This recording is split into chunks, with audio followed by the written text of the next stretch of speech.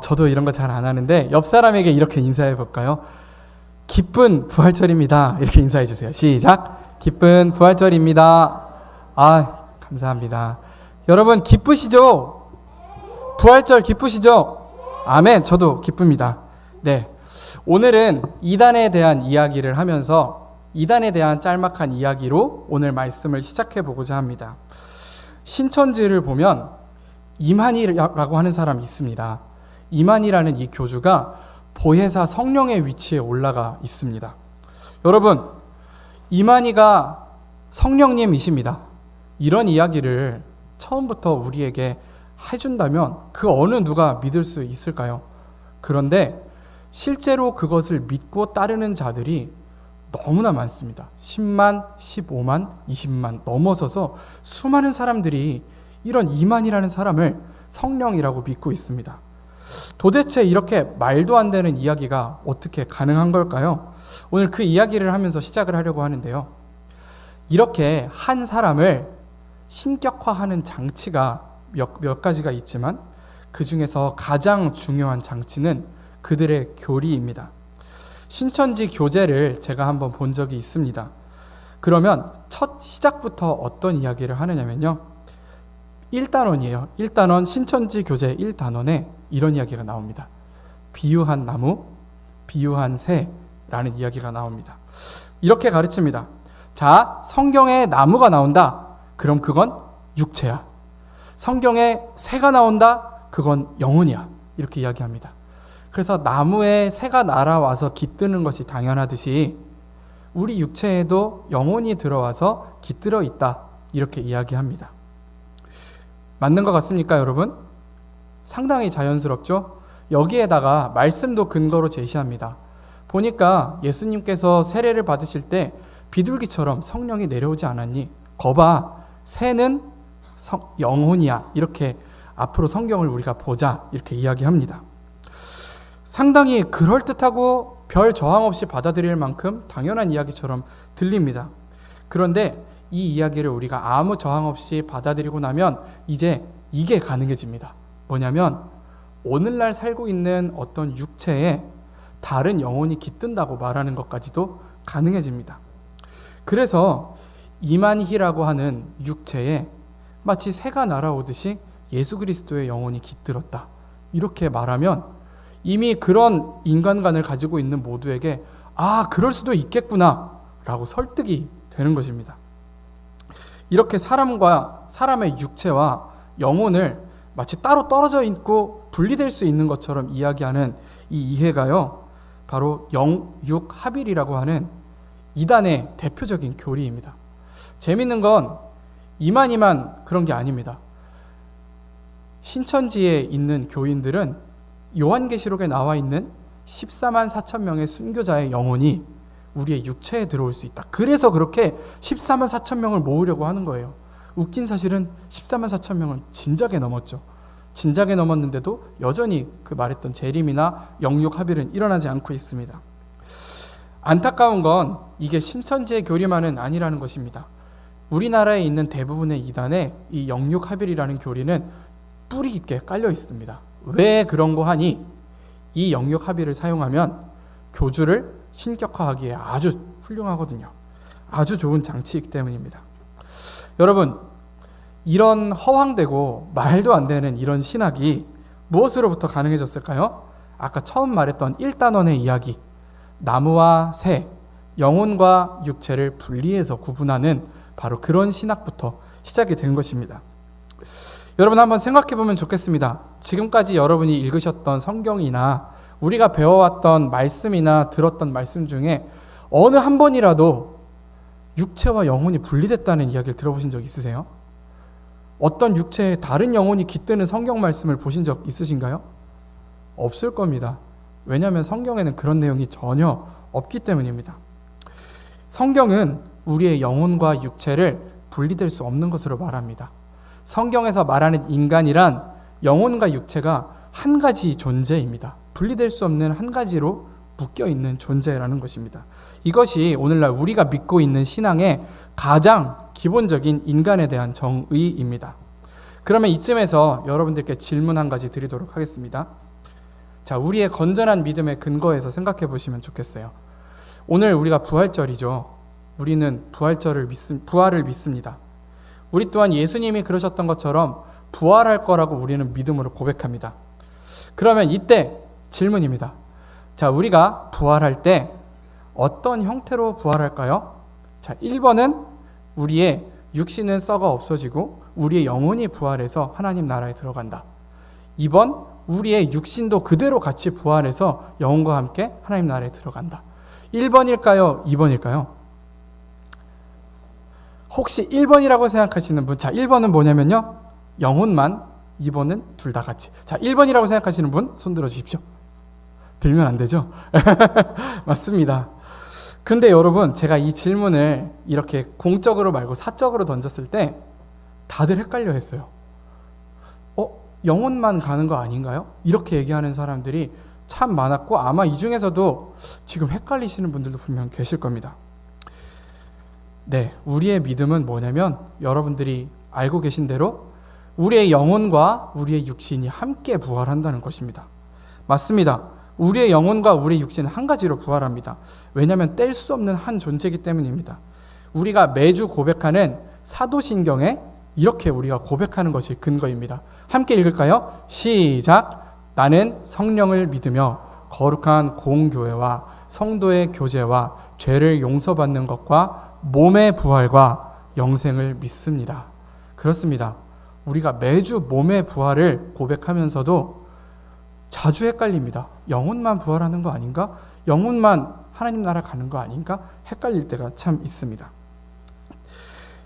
우리가 이 부활에 대한 개념을 온전히 잡고 가지 않는다면 이만희와 같은 이단에, 신천지와 같은 이단에 빠지고 말게 될 것입니다.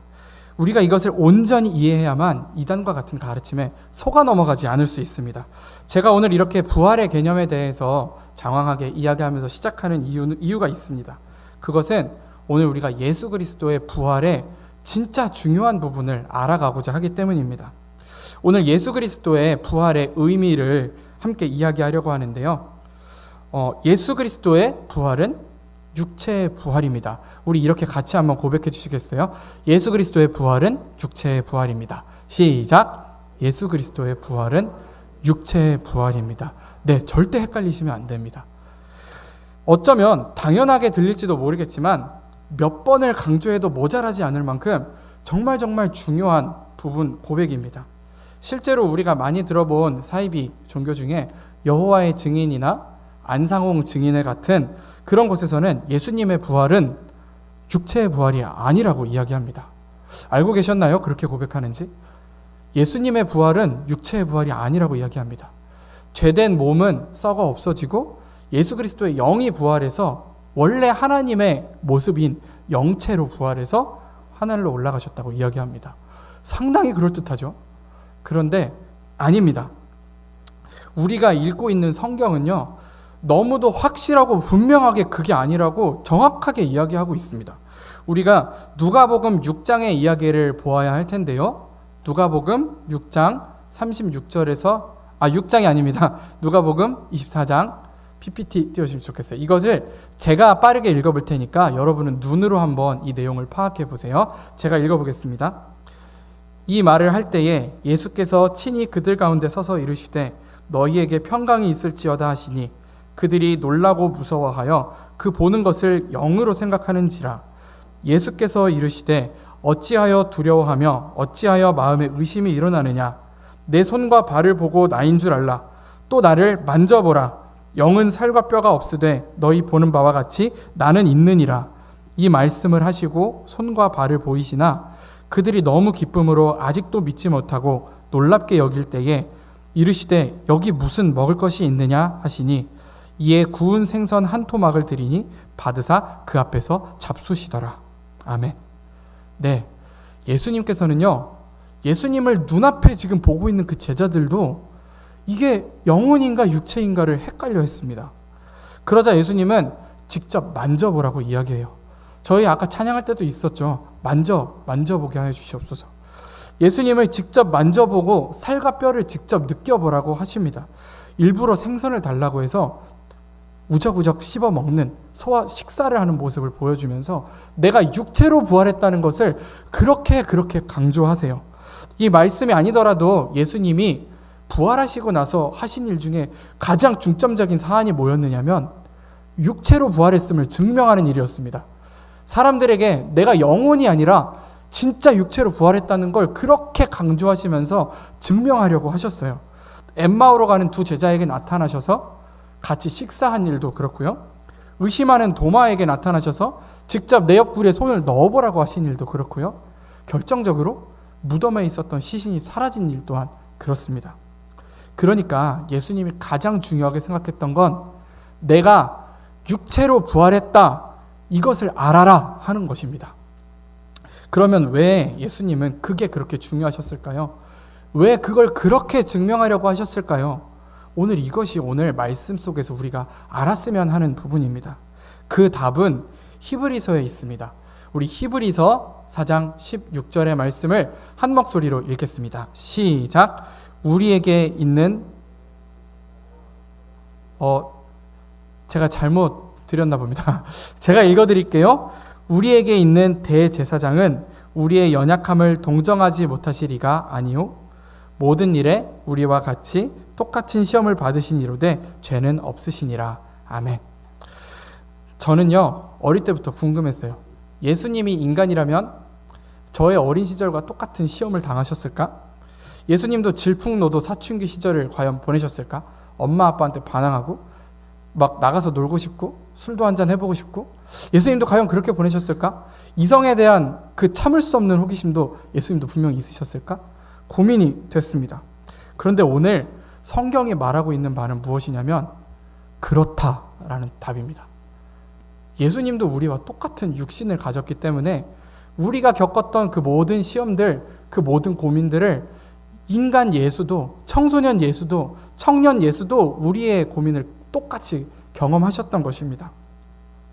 그런데 그러한 시험 속에서 예수님은 똑같이 시험을 겪으셨으나 죄는 짓지 않으셨다. 오늘 히브리서가 고백하고 있는 이야기가 바로 그것입니다. 뿐만 아니라 반드시 죽을 수밖에 없는 육체를 사시면서도 결국 우리의 유하는 육체를 동일하게 지니셨음에도 불구하고 죄와 사망의 권세를 이기시고 다시 부활하셨다. 그게 오늘 예수님께서 인간의 몸으로 오셨다, 육체로 부활하셨다라는 걸 보여주고 하셨던 큰 이유입니다. 여러분, 만일 예수님께서 육체로 부활하신 게 아니라면 오늘 우리의 부활절은 의미가 없습니다. 만약 예수님께서 육체로 부활하신 게 아니라면 예수님은 우리를 중보하실 수 없습니다. 예수님이 우리와 똑같은 고난을 가지셨고 우리와 똑같은 육체로서 부활하셨기 때문에 우리가 왜 힘든지 예수님이 아셨기 때문에 하나님 앞에서 우리를 위해 대신 중보하실 수 있는 것입니다. 만일 예수님이 인간이 아니라 그저 하나님이기만 했다면 하나님이 우리를 이해하신다고 아무리 말씀하셔도 우리는 그렇게 이야기할 겁니다. 하나님이 해보셨어요? 하나님이 해보시지 않았잖아요. 하나님이 인간으로 안 살아보셨잖아요. 21세기 한국 사회에서 청년으로 하나님 인간으로 안 살아보셨잖아요. 그런데 어떻게 우리를 이해한다고 하세요? 라고 우리는 이야기했을 것입니다. 그러나 하나님께서는 완전한 인간의 몸으로 이 땅에 내려오셨고 우리가 겪는 그 모든 고통과 아픔을 그대로 겪으셨습니다. 그 과정 속에서 이게 왜 힘든지도 아셨기 때문에 우리는 그렇게 질문할 수가 없게 되었습니다. 해보셨기 때문입니다. 제가 좋아하는 영화 중에 오두막이라는 영화가 있습니다. 혹시 안 보셨다면 꼭 한번 보시기를 추천드립니다. 어느 날 한 아버지가 있는데요. 딸 아이가 납치되어서 살해됩니다. 이 아빠는 정신을 잃고 삶을 놓아버리고 살아가게 됩니다. 그러면서 늘 하나님을 원망하는 삶을 삽니다. 어느 날 그런데 갑자기 모종의 어떤 신비한 체험을 통해서 하나님을 만나게 돼요. 그런데 하나님을 만난 이 아버지가 하나님한테 따집니다. 도대체 내 딸이 납치돼서 살해될 때 그 자리에 당신은 뭐 하고 있었냐? 아니, 내가 믿는 그 예수라는 것도 마찬가지다. 예수라는 당신의 아들이 십자가에 못 박혀 죽고 있을 때 도대체 하나님이 아버지라는 당신은 어디서 뭘 하고 있었느냐? 그냥 다른 사람의 왜 고통에 있게 내버려 두고 그러고도 당신이 사랑의 하나님이라고 말할 수 있느냐? 이렇게 하나님 앞에 따집니다. 그때 이 영화에서 하나님이 눈가에 이 얘기를 듣는 동안 눈가에 눈물이 그렁그렁 맺힌 채로 대답합니다. 아니야, 자네는 생각처럼 그렇지 않다네. 자네는 이 불가사의한 일을 이해하지 못하고 있어 라고 하면서 하나님이 그 사람에게 손목을 이렇게 내보여주시는데요. 하나님의 손목에, 원래 예수 그리스도의 손목에만 있어야 할 그 못 박힌 자국이 하나님의 손목에도 그대로 남아 있습니다. 그러면서 얘기하십니다. 우리는 그때 함께 있었어. 나는 예수도 자네도 자네 딸도 한 번도 떠난 적이 없네. 이렇게 이야기하십니다. 이 아버지의 항의와는 다르게 예수님께서 십자가에 못 박히실 때 하나님은 다른 곳에 있지 않았습니다.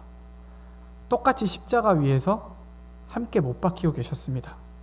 인간으로 이 땅에 내려오신 하나님께서 십자가에 못 박히시면서 예수님의 고통을 함께 겪고 계셨습니다.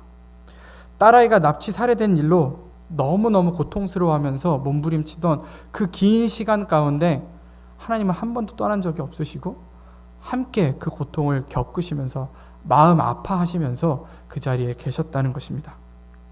사랑하는 여러분, 하나님께서는 우리의 모든 아픔을 다 이해하시고 우리와 함께 아파하시는 분이십니다.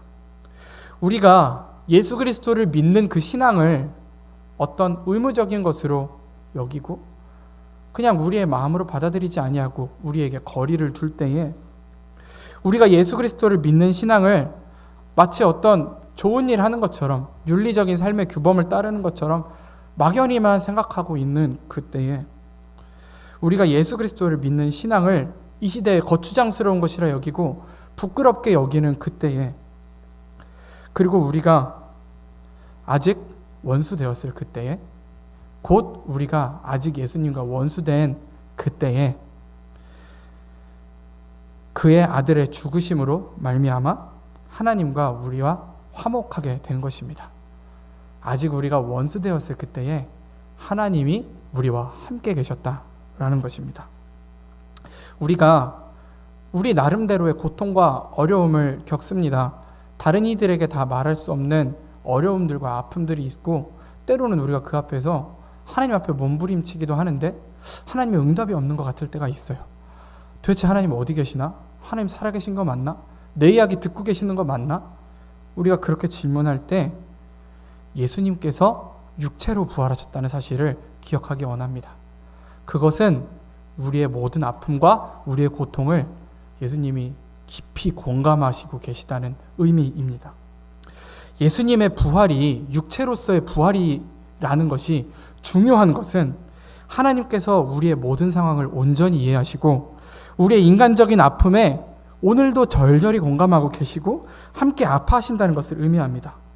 사랑하는 여러분, 우리가 고난당할 때, 우리가 아파할 때에, 우리가 아픔 속에 빠져 있을 때에 우리의 고통의 소리를 가장 먼저 들으시는 분은 하나님 아버지인 것을 믿으시기 바랍니다. 그 누구보다 먼저 우리가 고통받음을 알아채시고 그 누구보다 많이 우리가 고통을 공감하시고 그 누구보다 먼저 우리를 그 고통으로부터 구원하시려는 그 이가 오늘 우리가 이렇게 찬양하고 예배하고 있는 그 하나님임을 믿으시는 여러분들 되시기 바랍니다. 우리 10절의 말씀을 다시 한번 읽었으면 좋겠습니다. 함께 읽겠습니다. 시작. 곧 우리가 원수 되었을 때에 그의 아들의 죽으심으로 말미암아 하나님과 화목하게 되었은즉 화목하게 된 자로서는 더욱 그의 살아나심으로 말미암아 구원을 받을 것이니라. 아멘. 이 말씀은 예수님의 죽으심과 예수님의 살으심 두 가지를 이야기하고 있습니다. 예수님의 죽으심으로 인해 일어난 일과 예수님의 살아나심으로 인해 일어난 일은 무엇이냐면요, 예수님께서 죽으심으로 인해서 우리는 화해하게 되었습니다. 우리의 죄를 모두 용서받고 하나님과 화해하게 되었습니다. 그러나 그것으로 끝나지 않습니다. 예수님께서 다시 살아나심으로 말미암아 우리는 죄의 사망의 권세로부터 구원받는 데까지 나아가게 되었습니다. 우리가 그 큰 능력의 선물을 예수께서 죽으심과 살아나심으로 우리가 받은 줄을 믿습니다. 우리 11절의 말씀을 이어서 읽도록 하겠습니다. 시작. 그뿐 아니라 이제 우리로 화목하게 하신 우리 주 예수 그리스도로 말미암아 하나님 안에서 또한 즐거워하느니라. 아멘. 우리가 아직 하나님과 원수되어 있을 그때에 하나님의 죽으심이 우리를 화해하게 하는 그 능력을 가져왔거늘 하물며 우리가 하나님과 원수가 아니라 화목한 이때에 하물며 예수님의 죽으심이 아니라 하나님의 살아나심은 어떤 능력을 가져오겠느냐 하는 것입니다. 그 능력은 바로 우리의 구원입니다. 우리의 모든 고통과 아픔으로부터의 구원입니다. 우리가 오늘날도 겪고 있는 그 아픔과 어려움들로부터 완전히 우리는 해결되었고 구원받았다는 그 선물이 바로 부활의 선물인 줄을 우리가 믿었으면 좋겠습니다. 사랑하는 여러분, 부활절은 생일 축하와 같은 것입니다. 우리가 누군가의 생일을 축하할 때 이렇게 찬양일을 축하하잖아요. 생일 축하합니다 이렇게 하잖아요. 생일 축하를 합니다. 주체는 누구예요?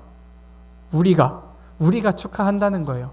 생일 축하를 누구한테 주는 게 아닙니다. 축하를 당신에게 드립니다가 아니라 우리가 축하한다라고 이야기합니다. 이것은 이 사람이 우리 가운데 있어서 우리에게 기쁨이 됩니다. 우리에게 기쁨이다라는 걸 우리 스스로 축하하는 것이죠. 부활을 기뻐하는 마음도 그렇습니다. 예수 그리스도의 부활을 축하한다는 것은 예수님께 부활 축하드려요 이게 아닙니다. 예수님 부활하신 거 축하합니다 이게 아니고 예수님의 부활이 우리의 부활을 의미하기에 우리에게 기쁨이 되는 것을 축하하고 기뻐하는 것입니다. 예수 그리스도의 육체의 부활을 통하여 오늘 우리가 어려움들로부터 구원받았고 우리가 죄의 사망의 권세로부터 부활했음을 우리 스스로 축하하는 것이 부활절의 참된 의미입니다. 사랑하는 여러분, 예수님의 죽으심을 통하여 우리의 죄값이 대신 치러졌고 예수님의 다시 살으심을 통하여 우리가 온전히 구원받게 되었습니다. 오늘 그 사실을 기뻐하면서 온전히 알고 기뻐하면서 보내는 부활절이 되었으면 좋겠습니다. 지금까지 3주간 저희가 십자가를 건너다라는 주제로 말씀을 나누어 왔습니다. 예수님의 십자가는 우리에게 다리가 되어서 우리가 결코 이어질 수 없었던 두 공간을 이어줍니다. 한 세상은 우리가 예수 만나기 전에 있었던 세상입니다. 그곳에서 우리는 연약한 자요, 죄인이요, 원수였습니다. 하나님과 원수된 자이기에 우리가 아무리 노력해도 절벽 속에서 내몰려 떨어져 죽을 수밖에 없었던 우리의 운명입니다. 하지만 예수 그리스도의 피라는 그 다리를 통과할 때에 우리는 갈 수 없는 곳으로 가게 됩니다. 그곳은 바로 예수 그리스도의 사랑이요, 예수 그리스도와의 화해요, 또 구원이요, 참된 즐거움과 기쁨입니다. 팀 켈러라는 목회자는요, 주 안에서 기뻐한다는 것을 이렇게 표현합니다. 이것이야말로 기쁨의 표현이라고 합니다. 무엇이냐면 나에게 오점이 있을지라도 자책하지 않는다는 것입니다. 나에게 아픔과 어려움이 있을지라도 절망하지 않는다는 것입니다. 예수 그리스도께서 우리를 구원하셨음을 믿기에 지금 우리의 눈앞에 있는 어려움과 나의 부족함이 아무 문제도 되지 않는 것이야말로 우리가 하나님을 기뻐한다는 표현이라고 합니다. 오늘날 우리의 모습은 의인에 가까우신가요? 죄인에 가까우신가요? 나의 일주일 동안 나는 연약한 자에 가까우신가요? 아니면 강한 자에 가까우신가요? 하나님과의 원수에 가까우신가요? 아니면 하나님 편에 하나님 친구에 가까우신가요? 오늘 우리의 삶 속에 여전히 원수, 죄인, 약자의 모습이 있다고 생각하시나요? 그렇다면 오늘이 마지막으로 이거 한 가지 기억하시기 바랍니다. 우리는 모두 이미 십자가를 통과했습니다. 이미 십자가를 우린 건넌 자들입니다. 이것은 절대로 취소되지 않고 우리를 절벽 아래로 끌어내리지 않습니다. 예수님께서 이미 우리를 구원하셨습니다. 우리 앞에 남은 것은 기뻐하며 즐거워하며 우리에게 주어진 삶을 누리는 것입니다. 오늘 예수 그리스도와의 부활을 기뻐하는 부활절, 이 시간 가운데에 부활의 기쁨을 자유로이 만끽하면서 우리의 신앙 안에 부활의 기쁨이 스며들게 되는 그러한 청년들 한 사람 한 사람 모두가 되기를 간절히 소원합니다. 제가 기도하겠습니다. 원수된 우리를 위해 십자가에 달려 돌아가신 예수님, 죽기까지 우리를 사랑해 주신 그 사랑에 깊은 감사를 드립니다. 때때로 고난의 자리에 있어서 우리의 눈이 어두워져서 아직도 우리가 홀로 있다고 생각하고 아직도 우리가 구원받지 못했다고 여길 때가 있습니다. 그러나 그럴 때에 주님께서 이미 우리와 함께하고 계심을, 주님께서 이미 우리를 구원하셨음을 오늘 우리가 믿음으로 고백합니다. 사랑하는 하나님, 저희가 연약할 때에, 죄인 되었을 때에, 원수 되었을 때에 우리를 위해 십자가의 다리를 놓으시고 우리를 건너가게 하신 그 사랑을 기억하기 원합니다. 하루하루 믿음으로 세상을 살아갈 때에 나의 옆에 넘어지는 동료 있다면, 넘어지는 친구 있다면 서로 일으켜 세우며 부활을 증언하는 증언자로서의 그리스도인으로 성장하는 우리 모두 되게 하여 주시옵소서. 예수님의 이름으로 기도드립니다. 아멘.